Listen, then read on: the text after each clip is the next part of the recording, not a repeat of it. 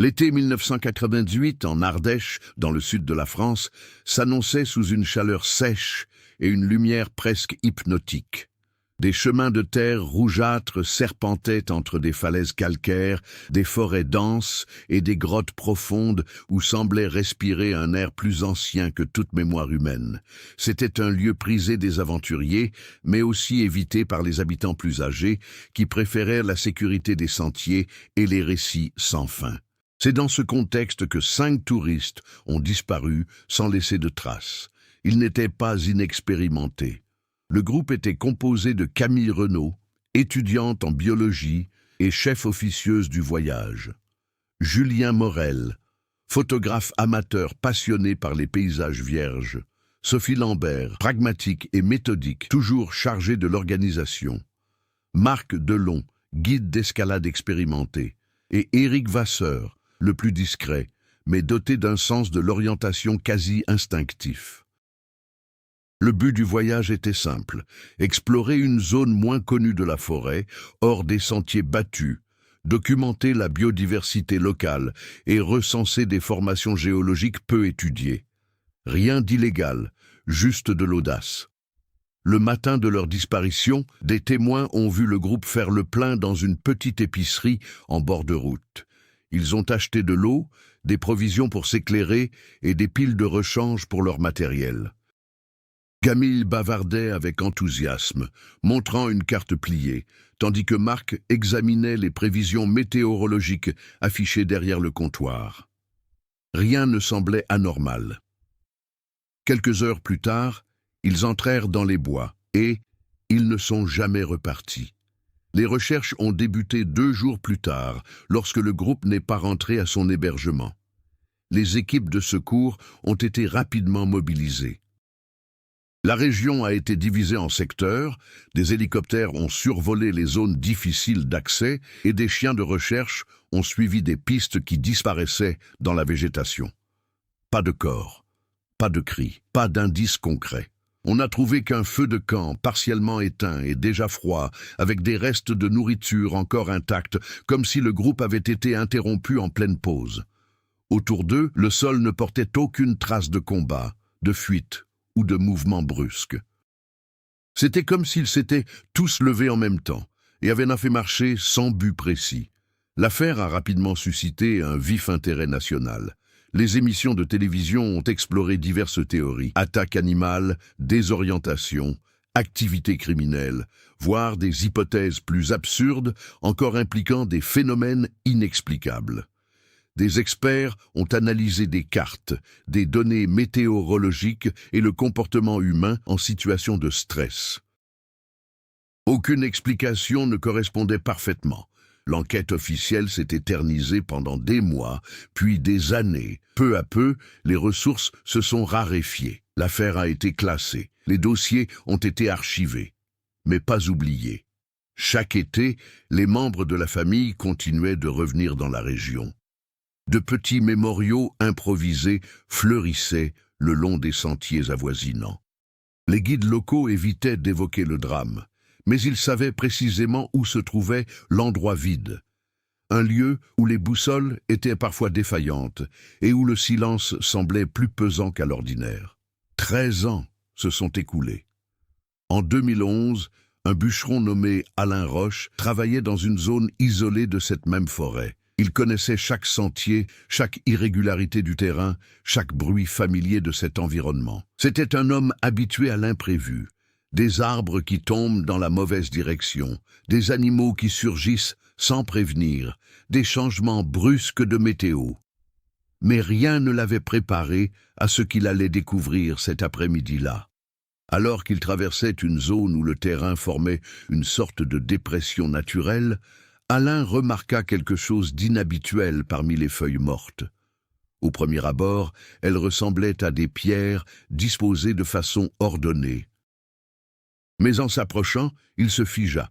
C'étaient des sacs à dos, 5 sacs à dos, alignés côte à côte, parfaitement disposés, comme si quelqu'un avait pris le temps de les positionner au millimètre près. Aucune n'était déchirée, aucune ne semblait avoir subi 13 années d'intempéries.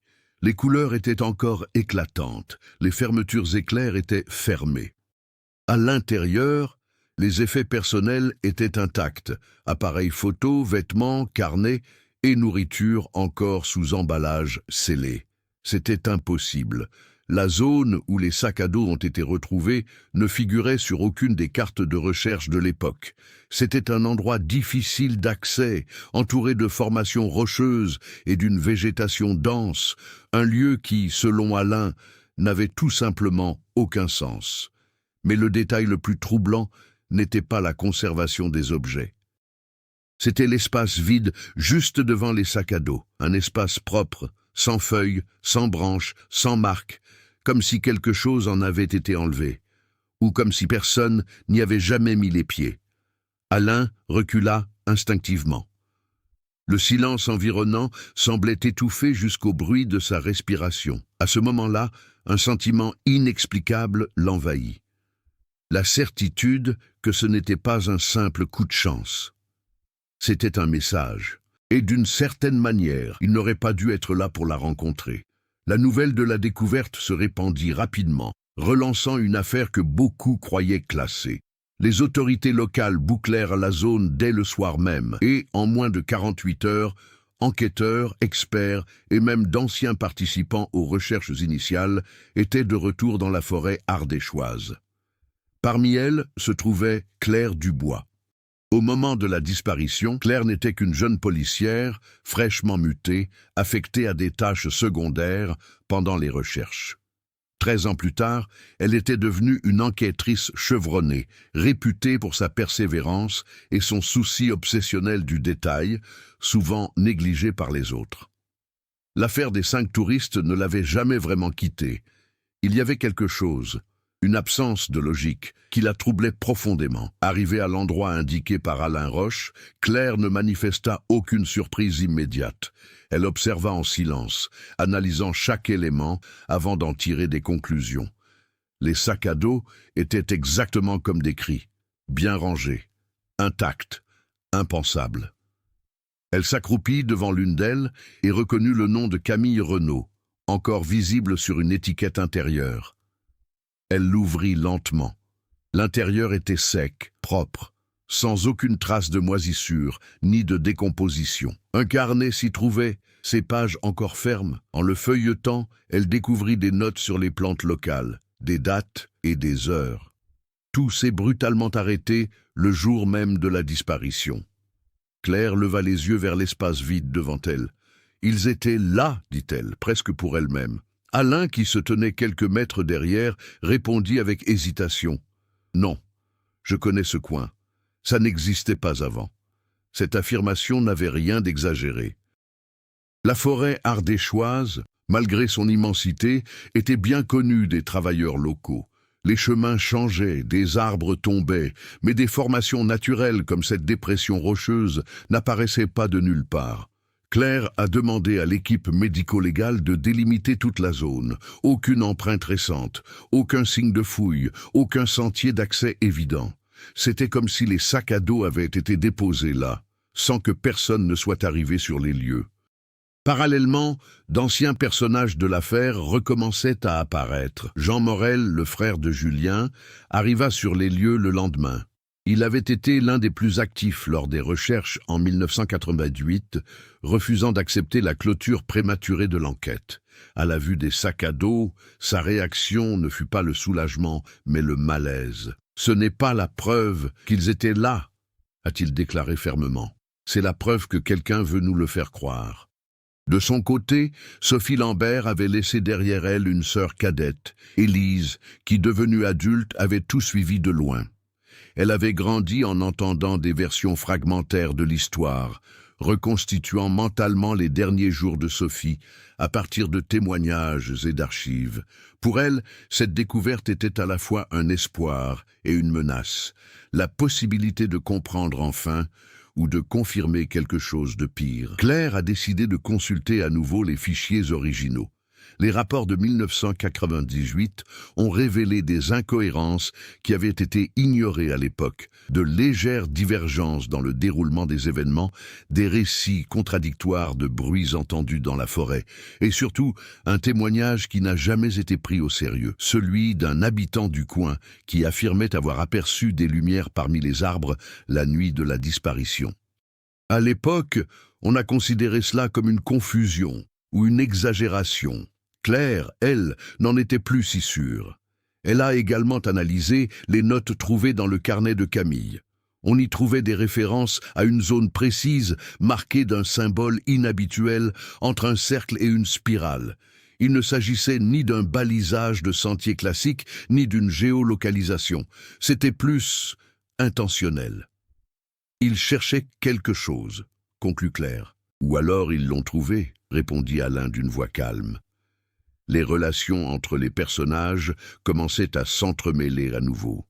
Alain, le bûcheron, passa du statut de simple témoin à celui de personnage clé. Sa connaissance approfondie de la région contrastait fortement avec l'impossibilité de sa découverte.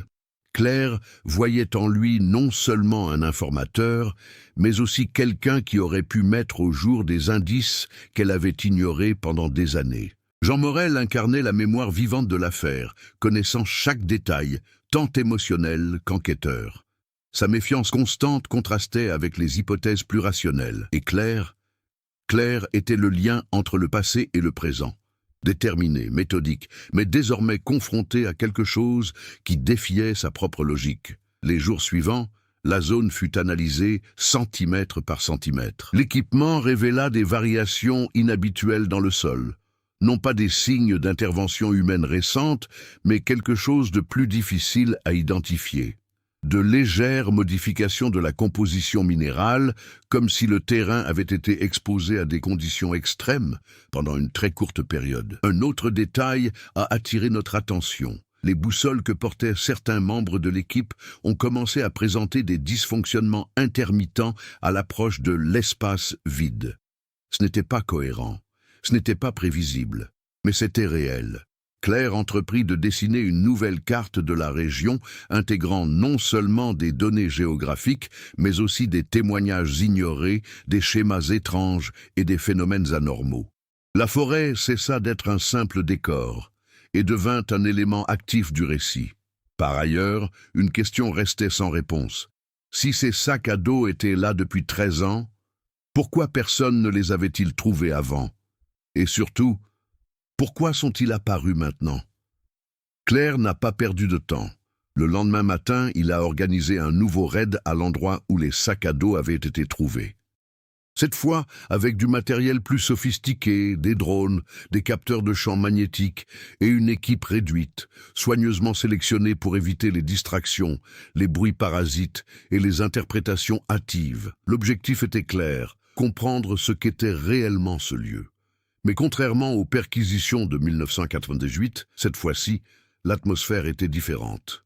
Il ne s'agissait pas seulement de la réouverture d'une vieille affaire, c'était le sentiment de pénétrer dans un espace qui refusait d'être compris. Des problèmes sont apparus dès le départ. Les drones envoyés pour cartographier la zone ont commencé à perdre le signal à l'approche de la dépression où se trouvaient les sacs à dos. L'un d'eux s'est écrasé sans explication apparente, bien que sa batterie soit pleine et qu'aucun problème technique n'ait été enregistré avant l'accident. « Des interférences ?» demanda l'un des techniciens. Claire fixait l'écran, immobile. « Pas constamment, sélectivement », a-t-il répondu. À mesure que l'équipe progressait à pied, elle commença à remarquer quelque chose d'encore plus inquiétant. Les sons de la forêt semblaient erratiques.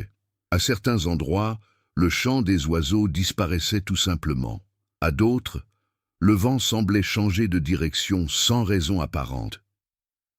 Alain marchait devant, guidant le groupe d'un pas prudent. Il parlait peu, mais ses gestes étaient plus tendus que la veille. « Ce n'était pas comme ça, ici », murmura-t-il sans se retourner. Claire a tout documenté.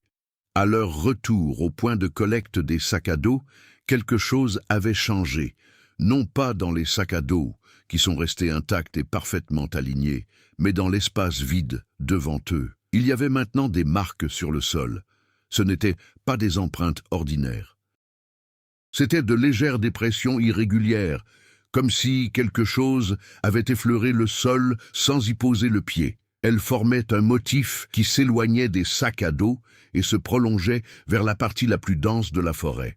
« Ça n'était pas là hier », a déclaré Claire. Personne n'a contesté. La décision fut immédiate. Suivre la piste. À mesure qu'ils avançaient, le terrain se faisait plus difficile. La végétation se resserrait, les branches basses obligèrent l'équipe à se courber et le sol, recouvert de feuilles qui dissimulaient de dangereuses irrégularités, devenait instable. Mais le plus inquiétant n'était pas l'environnement physique. Un sentiment de désorientation grandissant s'installait. Même avec le GPS activé, les appareils ont commencé à afficher de légères incohérences de localisation. Rien de dramatique, mais suffisant pour susciter des doutes. Les points marqués sur la carte ne correspondaient pas exactement au terrain réel. « On tourne en rond ?» demanda l'un des agents. Claire a vérifié les données. « Non, mais il semblerait que l'espace ne se comporte pas de manière linéaire. » Le commentaire est resté sans réponse. Après avoir suivi les traces pendant une vingtaine de minutes, l'équipe est arrivée dans une zone complètement différente du reste de la forêt. Le sol était plus clair, presque grisâtre. Les arbres alentours avaient des troncs tortueux, comme s'ils avaient poussé sous une pression constante, et, au centre, se dressait une formation rocheuse irrégulière, ressemblant à une arche partiellement enfouie. Les marques au sol menaient directement à cet endroit. Alain s'arrêta brusquement. « Je n'ai jamais rien vu de pareil ici. » Claire s'approcha de la formation rocheuse. Elle passa la main sur sa surface. Elle était froide. Plus froide qu'elle ne devrait l'être en cette chaleur estivale. « Ce n'est pas sur les cartes, a-t-elle dit. Un des techniciens a tenté de scanner la structure. L'appareil est tombé en panne immédiatement. Et puis quelque chose s'est produit. Un son faible, presque imperceptible, commença à se répandre tout autour. Il ne provenait pas d'un point précis, il semblait vibrer dans l'air lui-même. L'équipe resta silencieuse. Le son augmenta progressivement, se transformant en une sorte de fréquence continue et désagréable qui faisait vibrer sa poitrine et lui donnait des pulsations à la tête. « Il faut qu'on parte d'ici », a dit quelqu'un. Mais Claire ne bougea pas. Son regard était fixé sur la base de la formation rocheuse. Là, partiellement recouverte de terre, se trouvait quelque chose. Elle s'agenouilla et commença à retirer la couche supérieure à main nue. Le sol céda facilement, révélant un objet métallique, un appareil photo. Julien Morel, le même que celui mentionné dans les archives de 1988. Claire manipula le matériel avec précaution. Bien que sale, il n'était pas rouillé. C'était étrange. Tout comme les sacs à dos, il semblait remarquablement bien conservé. « Cela le confirme », a déclaré Jean qui avait insisté pour accompagner l'équipe. Ils étaient bien là. Claire n'a pas répondu. Elle a allumé la caméra. Contre toute attente, ça a marché. L'écran a clignoté, affichant une séquence d'images enregistrées. Les premières étaient normales. Des photos du sentier, du groupe souriant, de la végétation environnante. Puis, quelque chose a changé. Les images ont commencé à montrer la même formation rocheuse à l'endroit où elle se trouvait maintenant, mais différent. Sur les photos, la structure paraissait complète, une arche fermée, comme un passage. Et sur certaines images, on distinguait une sorte de distorsion au centre, comme si l'air était aspiré vers l'intérieur. La dernière photo a figé clair. On y voyait tout le groupe, debout devant l'arche. Mais ils ne regardaient pas la caméra. Ils regardaient à l'intérieur de la structure, et leurs expressions n'étaient pas empreintes de curiosité. C'était pour obtenir une reconnaissance, comme si ça n'était pas nouveau pour eux. Le silence qui entourait l'équipe devint absolu. Puis le son est revenu, plus fort, plus près, et cette fois, quelque chose à l'intérieur de l'arc a réagi. Le son cessa aussi brusquement qu'il avait commencé. Pendant quelques secondes, personne ne bougea.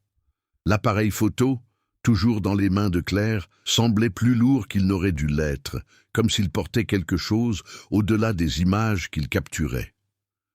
L'arche de pierre devant eux demeurait immobile, inachevée, contrairement à ce qu'elle paraissait sur les photos. Mais une question se posait désormais qu'il était impossible d'ignorer. Si l'arc est déjà achevé, qu'est-il advenu du reste? Claire ordonna à l'équipe de se replier immédiatement. Ce n'était pas la peur, mais le besoin de contrôle.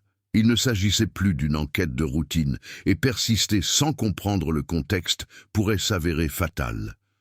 Sur le chemin du retour, quelque chose attira l'attention d'Alain. « Attendez, ça n'était pas là avant. » Il montra du doigt un arbre tombé, qui bloquait partiellement le chemin qu'ils avaient emprunté quelques minutes auparavant. Le tronc était trop épais pour que la chute soit passée inaperçue. Les feuilles étaient encore vertes, sans aucun signe de dessèchement. « Nous n'avons rien entendu », a déclaré l'un des agents. Claire analysa rapidement les lieux. Le sol alentour ne présentait aucune trace de rupture récente. C'était comme si l'arbre avait simplement surgi là. « Contournez-le », ordonna-t-il sans hésiter, mais ce détail a été consigné. De retour à leur base improvisée, Claire entreprit une analyse plus approfondie de l'appareil photo de Julien. Les techniciens purent extraire non seulement les photos, mais aussi des fragments de vidéos corrompus qui étaient passés inaperçus au départ. Après avoir récupéré une partie du contenu, une séquence a retenu notre attention. Ce n'était pas long, juste quelques secondes. L'enregistrement montrait le groupe en train de marcher, mais différemment des photos précédentes. La tension était palpable. La caméra tremblait légèrement, comme si Julien essayait de saisir quelque chose discrètement. « On est déjà venus ici », dit une voix en arrière-plan. Sophie. « Non, c'est impossible », répondit Marc. L'image tournait rapidement, montrant des arbres. Les mêmes arbres, répétés sans cesse. Puis un détail troublant. Une marque sur un tronc d'arbre, une entaille en forme de spirale, la même qui figurait dans le carnet de Camille. « Ils balisaient le chemin », a dit Claire, « ou essayaient de s'enfuir », a ajouté Jean. La vidéo était en cours de lecture. « Il y a quelque chose qui cloche ici », murmura Éric. Et puis, le silence. L'enregistrement s'est terminé avec la caméra pointée sur l'arche, complète, intacte, et une distorsion visible au centre, pulsant comme un reflet dans l'eau. Claire a mis la vidéo en pause. Un silence absolu s'installa dans la pièce improvisée. « Ils ne se sont pas perdus », a-t-elle dit. « Ils se sont retrouvés piégés. » Parallèlement, une autre piste d'enquête commençait à prendre de l'ampleur. Élise Lambert, la sœur de Sophie, décida de se rendre en Ardèche. Contrairement à Jean, qui cherchait des réponses concrètes, Élise portait en elle quelque chose de plus subjectif, des fragments d'émotions, des souvenirs indirects et l'intuition persistante que l'histoire n'avait jamais été entièrement racontée. Elle avait emporté avec elle de vieilles lettres de Sophie, écrites des semaines avant le voyage. Dans l'un d'eux, il y avait une phrase qui est passée inaperçue pendant des années. Parfois, on a l'impression que certains endroits ne veulent pas être découverts. Mais quand on les découvre, c'est comme s'ils nous attendaient déjà. Claire a lu ça plus d'une fois. « Cela change tout », dit-il doucement. En recoupant les informations, une nouvelle hypothèse a commencé à se dessiner. Il ne s'agissait pas simplement d'une disparition. C'était un thème récurrent. La forêt n'était pas un lieu aléatoire. Il y avait des schémas, des marques, des traces ignorées. Des rapports plus anciens ont commencé à révéler d'autres cas, moins importants et moins médiatisés, de personnes disparues ou ayant signalé une désorientation extrême dans la même région au fil des décennies. Aucun n'était d'une telle ampleur, mais tous présentaient des points communs. Cercles, spirales, défaillance de perception, un timing irrégulier. Entre-temps, Alain a commencé à se comporter différemment. La deuxième nuit, suivant la découverte, il a affirmé avoir entendu quelque chose près de sa cabane, située à plusieurs kilomètres du site faisant l'objet de l'enquête. Comme des pas, mais trop légers, a-t-il décrit. Le lendemain matin, il découvrit des marques similaires à celles observées près de l'arche, autour de sa maison. Claire s'y est rendue en personne. Le schéma était le même, mais il y avait quelque chose de nouveau. Les marques n'étaient pas seulement au sol. Certaines sont apparues sur les murs extérieurs de la cabine, comme si quelque chose avait effleuré la surface sans laisser d'impact direct. Cela ne se limite plus à la forêt, a déclaré Claire. La tension montait. Jean commença à insister pour obtenir des réponses plus directes, affirmant qu'on ne pouvait pas considérer cela comme un phénomène indéfini. Si quelqu'un a fait ça, il est toujours là, a-t-il déclaré. Mais Claire n'était plus sûre qu'ils avaient affaire à quelqu'un. Les intrigues secondaires commençaient à converger. Le passé du groupe disparu, les marques récurrentes, les témoignages ignorés, le comportement anormal de l'environnement. Tout indiquait quelque chose de plus vaste, de plus complexe et de plus ancien que ce qu'une enquête conventionnelle pouvait expliquer. Ce soir-là, Claire prit une décision. Il retournerait sous l'arche. Mais cette fois, pas seulement pour observer. Ils allaient le tester, provoquer et, si nécessaire, traverser. La décision de reprendre la proue n'a pas encore été annoncée officiellement. Claire savait que si elle suivait les protocoles habituels, elle ne serait jamais autorisée à effectuer le type de test requis sur place. Elle a donc limité son équipe. Alain, en raison de sa connaissance du terrain, Jean, car il tenait absolument à être présent, et 2 techniciens de confiance, prêts à tout consigner avec la plus grande précision. Ils sont partis avant l'aube. La forêt, à cette heure-là, semblait différente, plus silencieuse, mais comme retenue, comme si elle attendait. Au cours de son voyage, Claire remarqua quelque chose qu'elle n'avait jamais vu auparavant, des marques sur les arbres. De petites incisions en spirale, presque imperceptibles, disséminées le long du chemin. « Ça n'était pas là avant ?»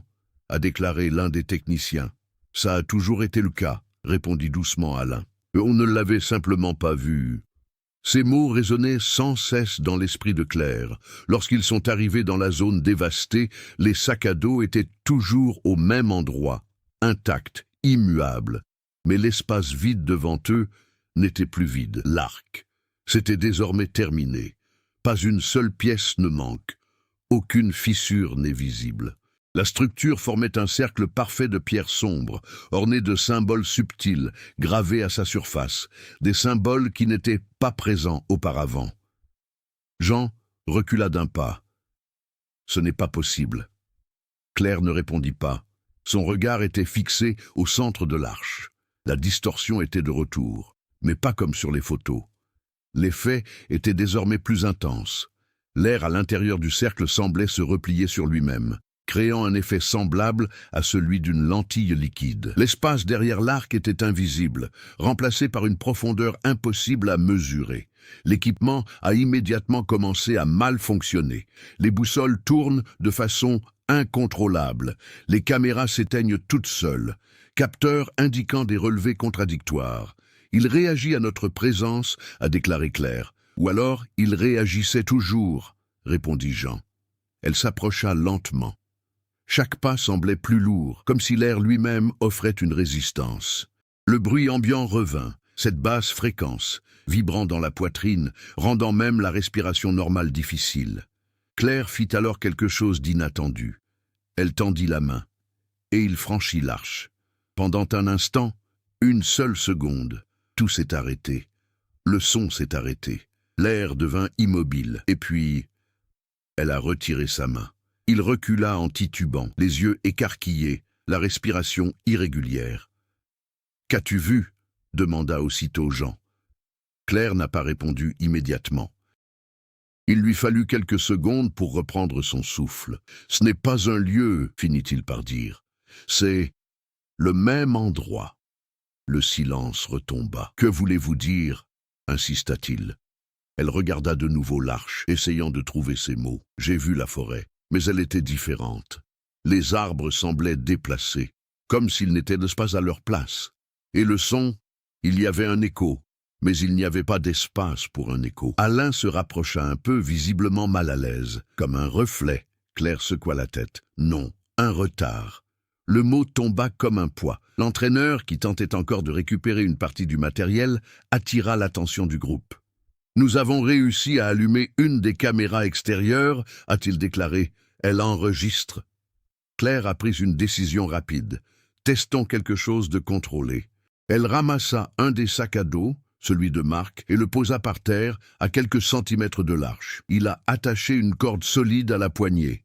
En cas de résistance, on tire immédiatement. Personne n'a objecté. Avec précaution, elle poussa le sac à dos dans l'arche. La moitié de l'objet a disparu dans la distorsion. La corde restait visible. Mais elle commença à vibrer, non pas comme quelque chose qui est tiré, mais comme quelque chose qui traverse quelque chose d'instable. « Maintenant, dit Claire. Les entraîneurs se sont retirés, le sac à dos est revenu, mais quelque chose clochait, tout à fait faux. La partie qui était passée sous l'arche était différente.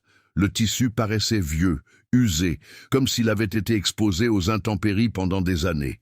Mais le reste du sac à dos, la partie qui n'a pas traversé, est restée intacte. » Jean s'approcha, incrédule. « C'est impossible. » Claire ne pouvait détacher son regard de l'objet.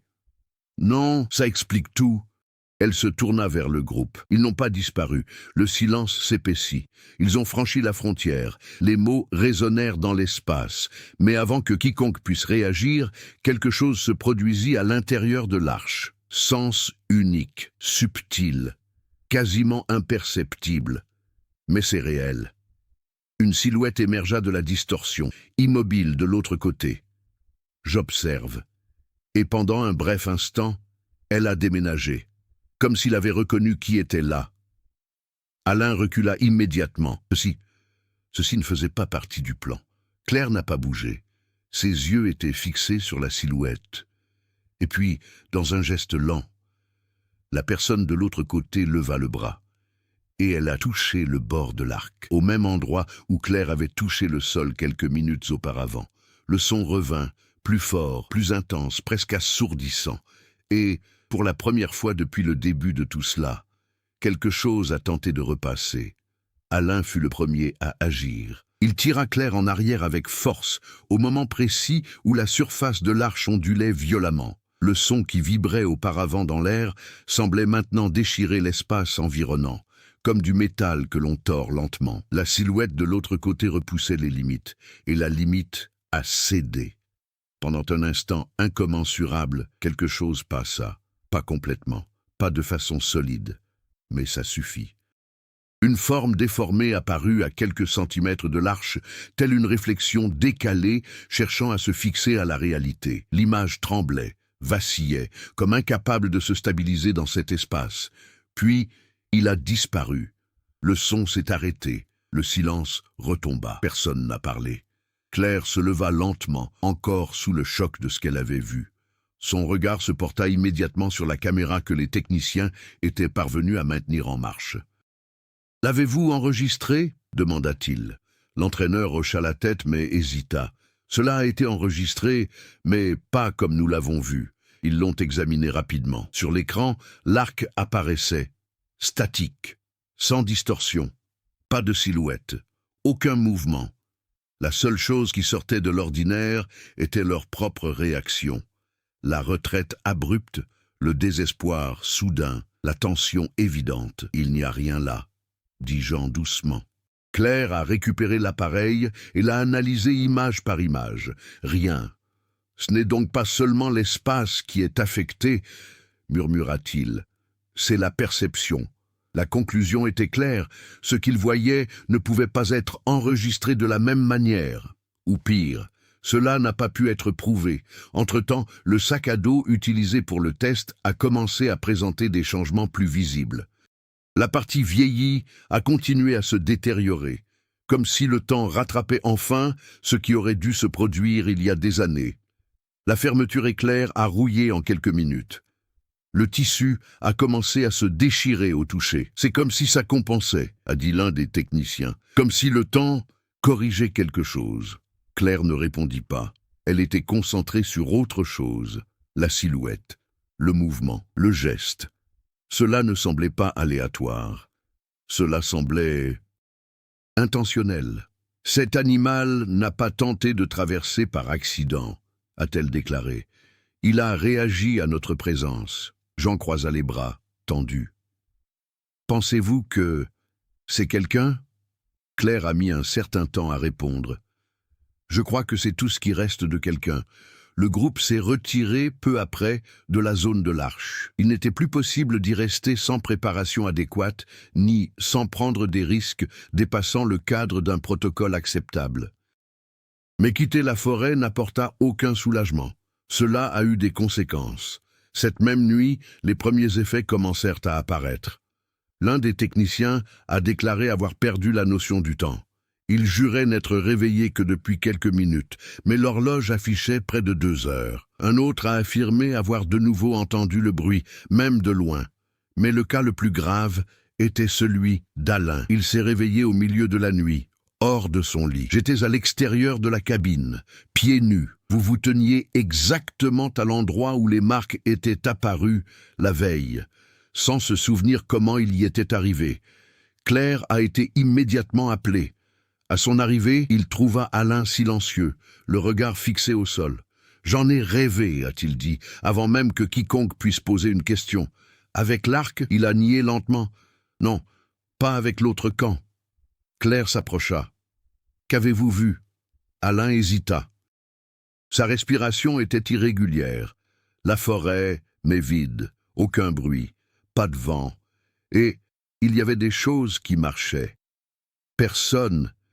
Il a mis un certain temps à répondre, pas plus. Le silence qui suivit fut plus lourd que n'importe quelle confirmation. Pendant ce temps, Claire repassait mentalement tout ce qui s'était passé. L'appareil photo, les sacs à dos, l'arc, la silhouette. Et une conclusion commença à se dessiner avec une clarté croissante. Ce n'était pas un événement isolé.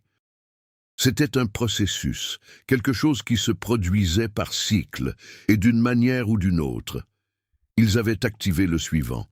Le lendemain matin, une nouvelle découverte a complètement changé le cours de l'enquête. Les sacs à dos avaient disparu. Tous, sans laisser de traces, aucun signe de retrait. L'endroit où ils étaient alignés n'était plus qu'un terrain ordinaire, recouvert de feuilles comme n'importe quel autre coin de forêt. Mais il y avait quelque chose à leur place. Un seul objet, le carnet de Camille, ouvrir sur la dernière page. Claire le ramassa avec précaution. L'écriture n'était pas la même que sur les pages précédentes. C'était plus instable, plus précipité. Et il n'y avait qu'une seule phrase. Ne suivez pas les panneaux. Ils n'indiquent pas le chemin du retour. Claire referma lentement le carnet. Et, pour la première fois depuis le début de l'enquête, elle envisageait la possibilité qu'il soit déjà trop tard pour sortir de cette situation. Claire n'a pas cherché à ignorer l'avertissement. Pour la première fois depuis son retour sur l'affaire, elle cessa d'agir comme une simple enquêtrice et commença à penser comme si elle était au cœur du phénomène.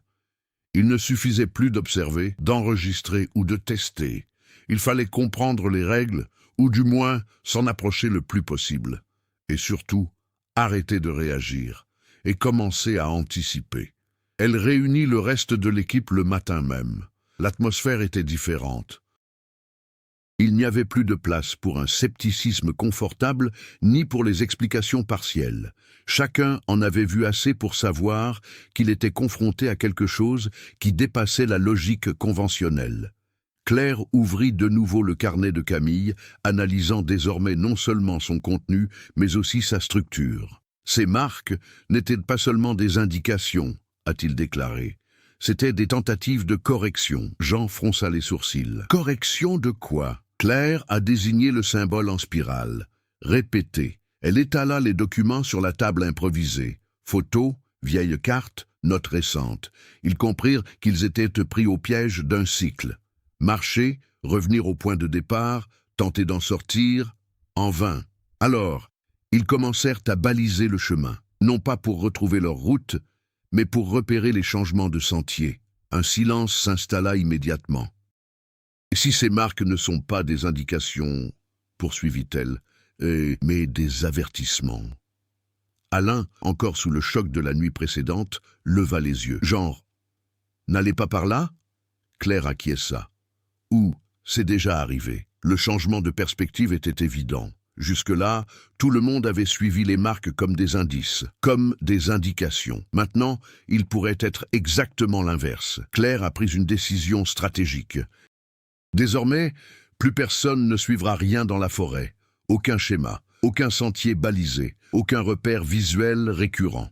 Alors, comment s'orienter ? Demanda l'entraîneur. Nous ne suivons pas les règles, a-t-elle répondu. Nous rompons avec les conventions. Le plan semblait simple, mais il ne l'était pas. Il retournerait une fois de plus sous l'arche. Mais cette fois, sans suivre le chemin précédent, sans emprunter les mêmes itinéraires, sans faire appel à la mémoire. Chaque étape serait décidée sur le champ, évitant ainsi toute répétition reconnaissable. C'était risqué. Mais continuer à faire la même chose ne fonctionnait visiblement pas.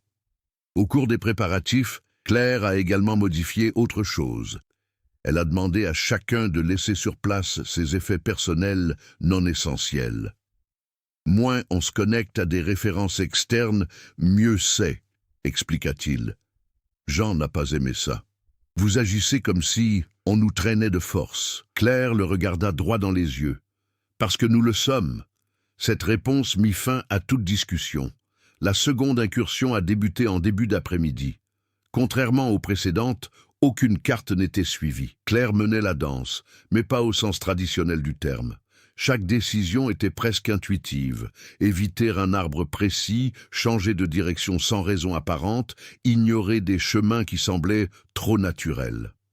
Le résultat fut immédiat. La forêt semblait moins réagir. Le son est resté stable, aucune panne GPS, aucune répétition visuelle évidente. « Ça marche !» dit l'un des techniciens à voix basse. Mais Claire ne se détendit pas. Nous n'y sommes pas encore. Après près d'une heure de conduite chaotique, ils ont fait une découverte inattendue, pas l'arc, mais un nouveau point. Un petit espace ouvert où le sol était parfaitement propre, tout comme l'endroit où les sacs à dos avaient été retrouvés. Au centre, il y avait des marques, paraissant vieux et profonds. Plusieurs spirales se chevauchaient, gravées avec force dans le sol, comme si quelqu'un avait essayé de renforcer le symbole à plusieurs reprises au fil du temps. Claire s'est agenouillée. Il passa la main sur l'une des marques. Ils sont déjà venus ici plus d'une fois. Jean regarda autour de lui. Ça n'a pas de sens. S'ils étaient piégés, comment sont-ils arrivés plusieurs fois au même endroit? Claire leva lentement les yeux. Parce que ce n'était pas le même endroit. Cette phrase a tout changé. Des endroits différents, avec le même schéma, a-t-elle ajouté. La compréhension était désormais claire. La forêt n'était pas statique. Elle était en train de se réorganiser. Et l'arche, elle ne sera peut-être pas fixée à un seul endroit. Alain recula d'un pas. Nous pourrions donc foncer droit sur lui sans nous en rendre compte. Claire acquiesça. Ou peut-être que c'est déjà proche. À ce moment précis, le son est revenu, plus faible qu'avant, mais présent, différent, moins agressif, plus constant. Claire se leva lentement. C'est nouveau. Elle regarda autour d'elle.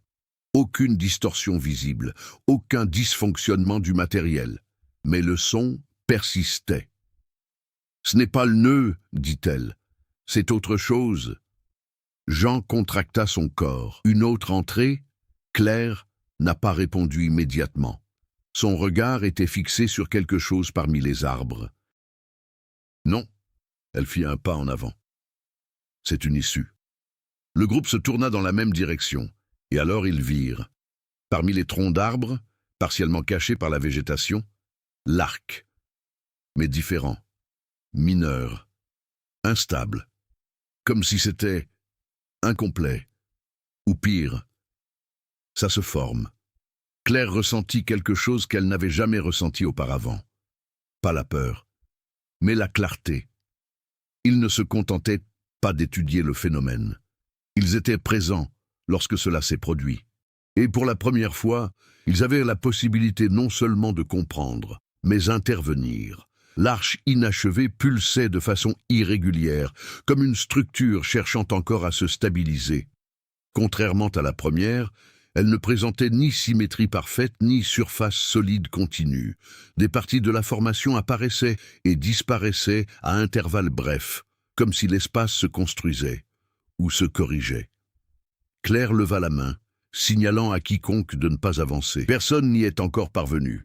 Le groupe s'est arrêté immédiatement. Cette fois, personne ne l'a remis en question. La leçon des dernières heures était claire. Agir sans comprendre revenait à renforcer le cycle. Et cet arc, plus petit, plus instable, semblait plus fragile, plus vulnérable, et peut-être plus dangereux. Claire commença à observer le comportement de la structure. Le son, auparavant agressif, servait désormais presque de repère. Sa fréquence variait selon que l'archet se stabilisait ou se fragmentait. Lorsque le son devenait plus continu, la structure paraissait plus définie. Lorsqu'il oscillait, l'archet se déformait. « On dirait qu'elle essaie de se synchroniser », a-t-elle dit. « Avec quoi ?» demanda Jean. Claire n'a pas répondu immédiatement. Son regard était fixé sur le centre de l'arche. « Avec nous ». Cette affirmation ne paraissait pas absurde.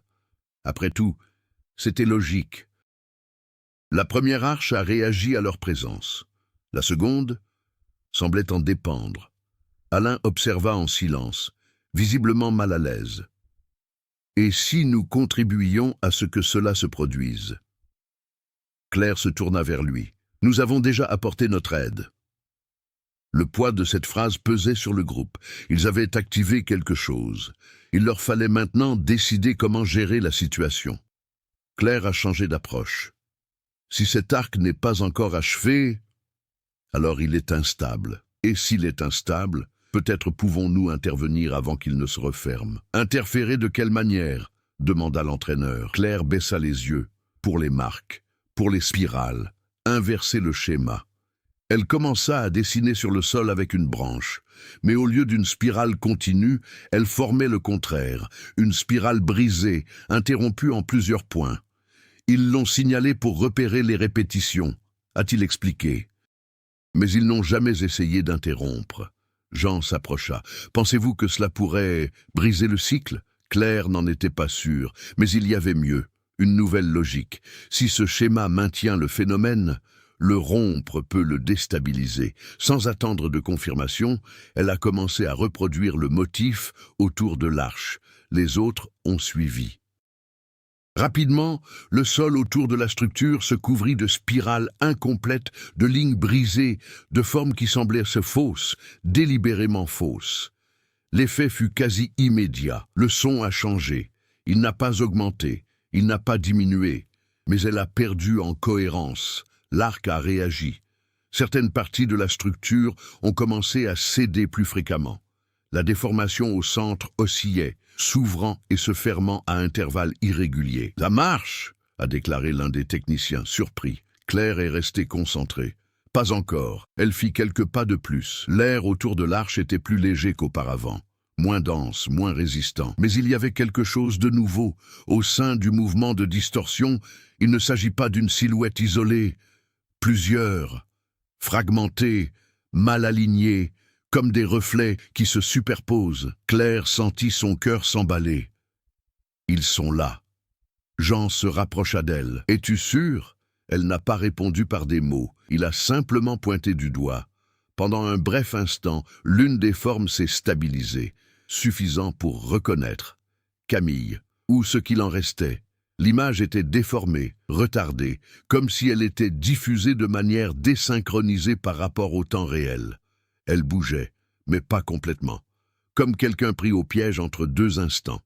Claire fit un autre pas en avant. « Camille !» La réaction fut immédiate. La silhouette à l'intérieur de l'arche s'arrêta. Il se retourna lentement et, pour la première fois, il regarda droit devant lui. Le bruit ambiant a chuté à presque zéro. Le temps semblait ralentir. Claire sentait que quelque chose était différent. Il ne s'agissait pas seulement d'observation, c'était une connexion.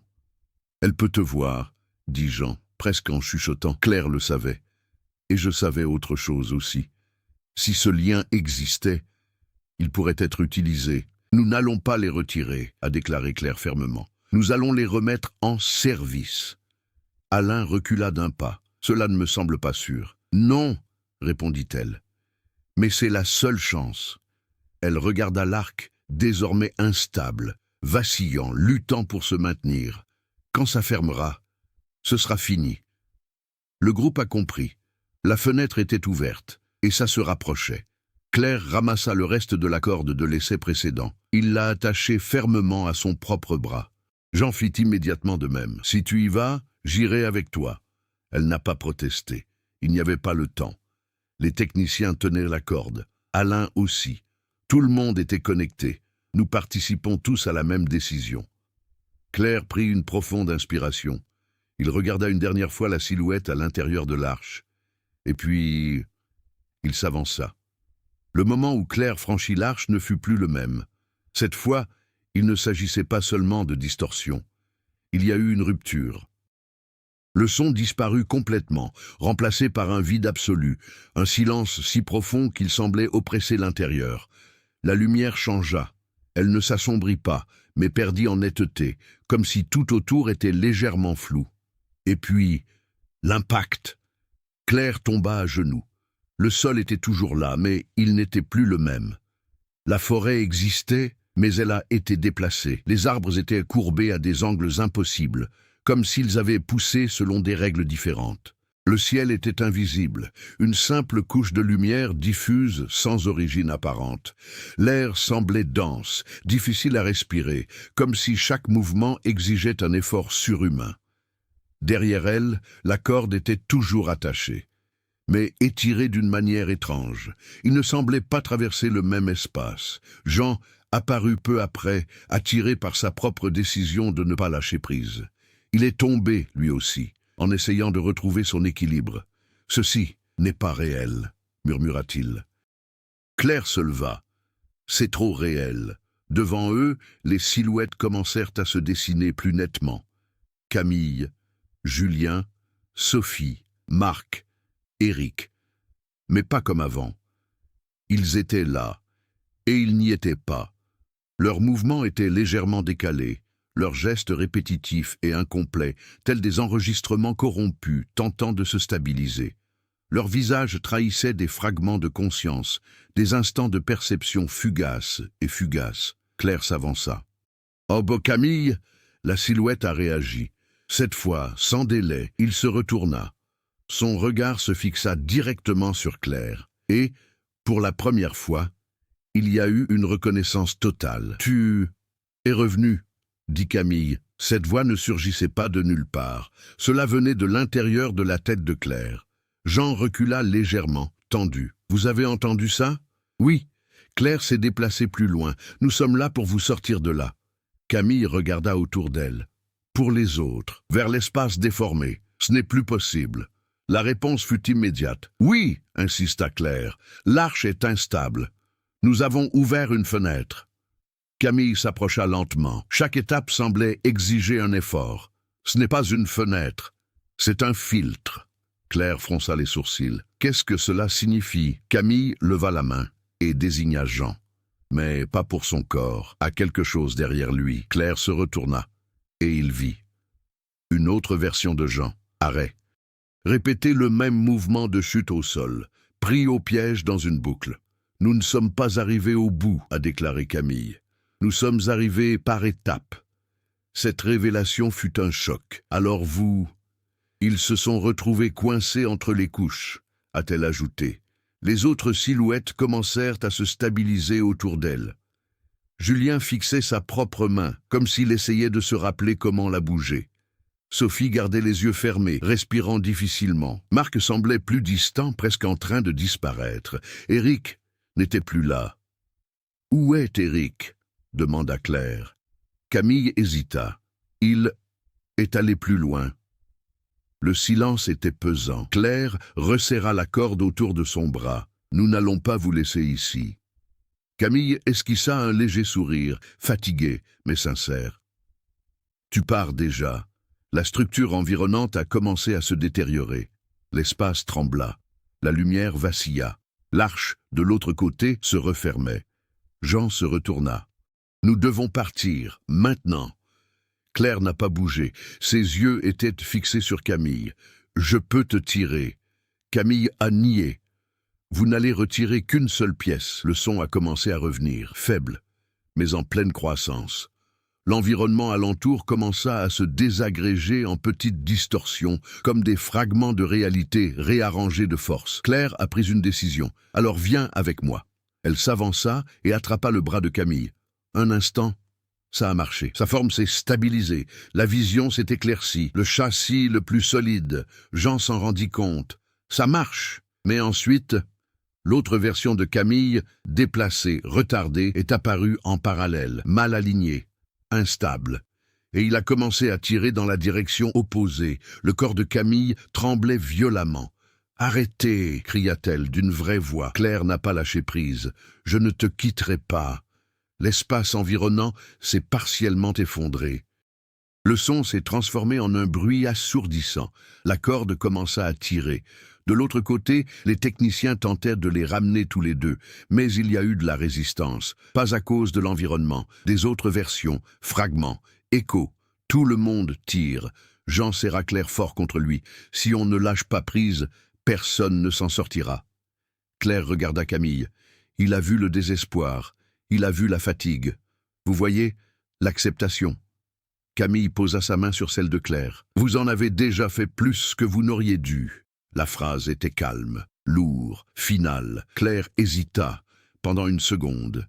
Et cette deuxième fois a suffi. Les forces de l'autre camp ont augmenté. La corde tira violemment. Jean attrapa Claire et la tira en arrière. Le contact a été rompu. Camille a été ramenée en arrière. L'espace s'est effondré et tout a disparu. Claire et Jean furent projetés hors de l'arche et tombèrent au sol dans la forêt royale. Le son s'est arrêté. L'arche n'était plus là. Juste des arbres. Silence.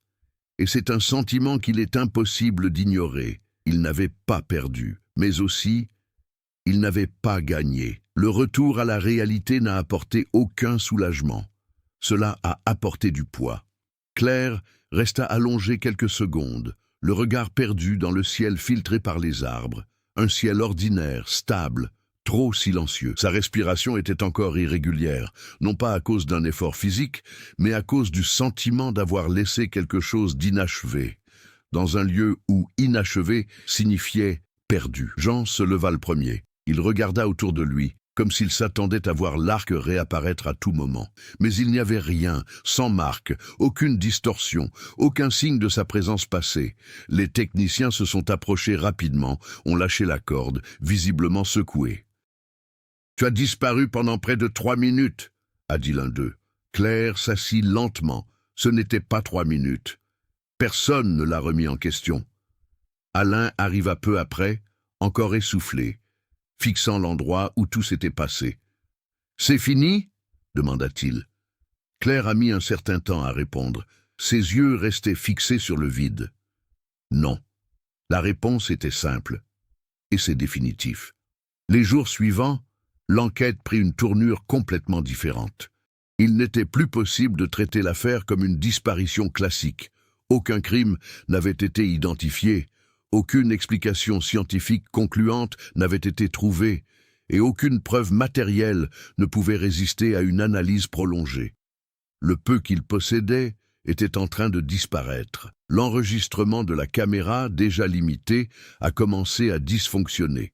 Fichiers corrompus, sections supprimées sans raison. En moins d'une semaine, il ne restait plus que des fragments épars, incapables de prouver quoi que ce soit. Le carnet de Camille a lui aussi changé. La phrase inscrite sur la dernière page commença à disparaître lentement, comme de l'encre effacée par le temps, mais à un rythme accéléré, impossible à reproduire ou à expliquer. Lorsque les experts tentèrent d'analyser le document, la feuille était déjà complètement vierge. Les traces dans la forêt ont disparu, même aux endroits où elles avaient été pratiquées récemment. C'était comme si l'environnement se régulait de lui-même, supprimait toute interférence. Jeanne a refusé d'accepter. Il retournait sans cesse sur les lieux, seul, cherchant la moindre trace, le moindre signe, la moindre erreur dans le effacement. Mais il n'a rien trouvé. Avec le temps, même lui commença à douter de ce qu'il avait vu. Mais il n'a jamais oublié. Alain, quant à lui, ne retourna jamais dans cette partie de la forêt. Il continua à travailler, mais évitait tout chemin qui l'aurait rapproché de son ancien emplacement. La nuit, il lui arrivait encore de se réveiller devant la cabane, mais, au fil des mois, ces épisodes se firent plus rares.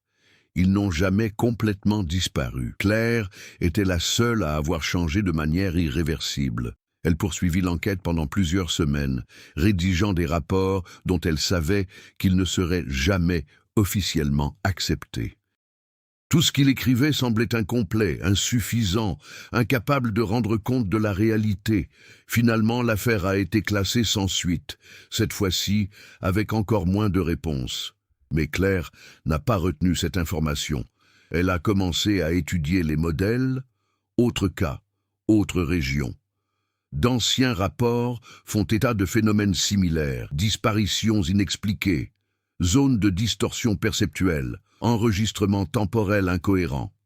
Et il a trouvé quelque chose. Ce n'est pas une explication, mais c'est un problème récurrent, des points dispersés à travers le monde, présentant des caractéristiques similaires, rares, isolées, mais liées par un schéma invisible. Elle n'a jamais publié cela. Cela n'a jamais été officialisé. Mais il tenait des registres personnels détaillés, cartes, remarques, hypothèses. Et dans tous ces cas, un élément est commun, spirale interrompue. Des mois plus tard, Claire retourna seule dans la forêt d'Ardèche. Ne pas faire l'objet d'une enquête, mais juste pour observer. Il marchait sans suivre aucune piste, sans baliser les chemins, sans répéter les étapes. Et, pendant un bref instant, il le sentait. Il ne l'a pas vu, il n'a pas entendu. Mais il le sentait, une présence, pas hostile, pas agressif, juste là. Comme quelque chose que je savais et qu'elle savait aussi. Claire parut. Il prit une profonde inspiration, et il dit à voix basse, « J'ai compris ». Le vent soufflait doucement à travers les arbres. Il ne s'est rien passé, mais en quittant la forêt ce jour-là, elle emportait avec elle une certitude qu'aucune preuve ne pouvait démontrer. Ce n'était pas une erreur de la nature. Il ne s'agit pas d'un phénomène isolé, c'était un système, et quelque part, il fonctionnait encore. 13 mois plus tard, dans une région reculée de Pologne, un groupe d'explorateurs a signalé un phénomène inhabituel au cours d'une expédition. Rien de concret. Un simple sentiment de désorientation, des dysfonctionnements du matériel et d'étranges marques au sol. Spirale, mais pas complet. Interrompu. Le rapport n'a pas suscité d'intérêt. Il a été classé comme erreur de navigation. Mais le message est parvenu à Claire. Elle n'a pas répondu. Il n'a pas pris contact. Il a tout simplement ouvert sa carte et a fait une nouvelle marque, dans le même style que les précédents. Et, une fois terminé, il écrivit à côté. Ils essaient encore de partir. Et si c'était plus qu'une simple histoire? Combien d'endroits dans le monde semblent normaux, jusqu'à ce que quelqu'un disparaisse sans laisser de traces? Combien de sentiers avez-vous parcourus en ayant confiance qu'il y aurait toujours un chemin du retour? Dites-moi, auriez-vous le courage de traverser?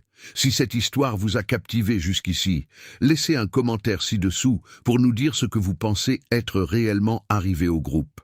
Sont-ils toujours là? Ou ne sont-ils plus les mêmes? Et si vous aimez les mystères de ce genre, n'oubliez pas de vous abonner à la chaîne et d'activer les notifications. Car la prochaine histoire est peut-être plus proche que vous ne le pensez.